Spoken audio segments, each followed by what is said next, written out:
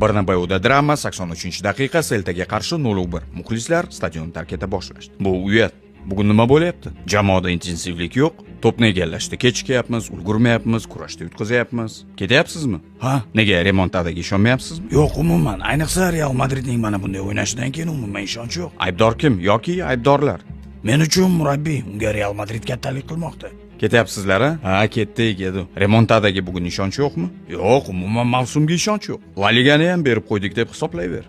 Ana u yigit Xabi Alonsodan men ko'p narsalarni kutgandim. Bizda futbolchi sifatida o'ynayotgan paytida ko'rsatgan xarakterni Madridning murabbiy sifatida ko'rsata olmayapti. 90-daqiqa Madrid 0-1 hisobda yutqazishda davom etyapti. Ketayotgan muxlislar soni esa anchagina oshgan. O'ylashimcha, Xabi chorshanba kuni klubni tark etadi. Umuman o'yinimiz yo'q. Futbolchilarning aybimi yoki murabbiyning? Hammaning aybi bor. Selta yana gol kiritdi, 0-2. Dahshat. Dahshat. Bunday davom etmasligi kerak. Bu juda uyat, barchaga uyat. Umuman hech narsa ko'rsatmayotgan futbolchilar ham bor. Ishlamayapti. Futbolchilarmi yoki murabbiy? Ikki taraf ham. Murabbiy Vinicius ketsin. To'g'risi Xabiga achinayapman, lekin hech narsa ishlamayapti. Después del dinero que pagan a esta gente, no hacen nada.